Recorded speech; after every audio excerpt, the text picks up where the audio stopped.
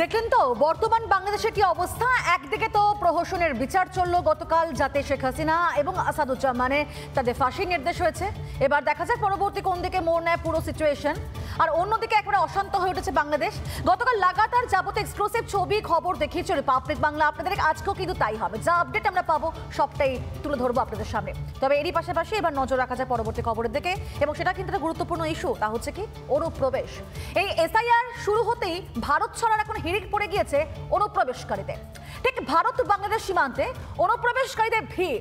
স্বরূপনগর সীমান্তে তাদের উপর কড়া নজরদারি বিএসএফ এর। অনুপ্রবেশকারীদের জামাই আদরে কিন্তু কোনো খামতি রাখেনি তৃণমূল। দেখুন আপনারা সেই ছবি। কলকাতায় কোথায় ছিলেন? সল্লেকে। হ্যাঁ, সল্লেকে। কত বছর ধরে ছিলেন? এই 2 বছর। কিভাবে এসেছিলেন এপারে? এই এসেছিলাম চোরাইপথে।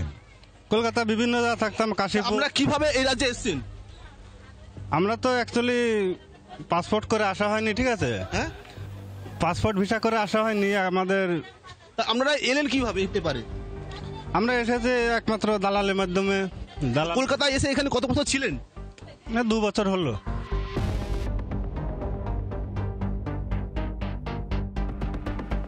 ফাঁকা হচ্ছিল নিউ টাউন সল্টলেক। লোকজন সব কোথায় জানেন? এই দেখুন। যেহেতু আমরা অনুপ্রবেশকারী, তো আইনগতভাবে আমরা অবৈধ, তো অবশ্যই আমাদের দেশে রিটার্ন যাবো, এটা হচ্ছে একটা বিবেক বুদ্ধিমান মানুষের কাজ। কতদিন আগে আপনি এখানে এসেছিলেন? আমি আইসি প্রায় 10 বছর মতো। বঙ্গে এসআইআর চালু হতেই ভারত ছাড়ছেন অনুপ্রবেশকারীরা।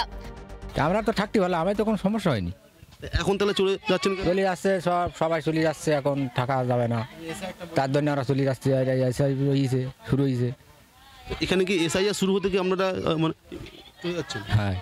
কেন কেন কেন চলছে? কেন পরে সমস্যা দিবে আর ভাই, কাগজপাতি কোনো ডকুমেন্ট নেই, জালিয়া ভাই সমস্যা। এখানে ছিলাম বহুত দিন ধরে, এখন তো আপনার যাই হোক একটা ঝামেলা হয়েছে। দালাল ধরে অনুপ্রবেশ, তারপর বছরের পর বছর ভারতে থাবা বসিয়েছে ভারতীয়দের ভাতের পাতে। দখল করছিল কাজের বাজার। এখানে কি করতেন? ভ্যানে কাজ করতেন। কোথায়? নিউটাউন থানা। করতেন কি? এখানে রাজমিস্ত্রির কাজ করতাম। এখানে হয়েছি। তুমি এখানে হয়েছো? এখন তাহলে যাবে কোথায়? এখন দেশে। এখানে কি করতে? এখানে কাজ। অবৈধভাবে আসছিলাম। কবে এসেছিলেন? এই মেলা বছর আসছি, ওই কাজ কাম করে খাচ্ছিল, পেটের জ্বালা আসছিলাম। আপনি ছিলেন কোথায়? সাঁতরাগাছি। যাবেন কোথায়? এত কিছুর পরেও অনুপ্রবেশকারীদের জামাই আদর তৃণমূলের। সোমবার স্বরূপনগর সীমান্তে অনুপ্রবেশকারীদের খাবার বিলি করেন স্থানীয় তৃণমূল নেতৃত্ব। মানবিকতার খাতিরে আমরা মানুষ, সমাজবদ্ধ জীব, তার জন্যে আমরা এই সব বাচ্চাদের হাতে কিছু শুকনো খাবার তুলে দিচ্ছি। এরা যে বাংলায় ছিল এরকম কোনো কথা নেই। এরা গুজরাটে থাকতে পারে, বোম্বাইয়ে থাকতে পারে, ইউপিতে থাকতে পারে, বিহারে থাকতে পারে। এর জন্য পশ্চিমবাংলা সরকার কেন দায়ী নেবে? ভোট ব্যাংকের স্বার্থে কি ভোটার লিস্টে ভূত ধরে রাখতে চাইছে তৃণমূল? তাই কি অনুপ্রবেশকারীদের প্রতি এত দরদ? শেষ বেলায় জামাই আদরের পিছনেও কি সেই ভোটের অঙ্ক?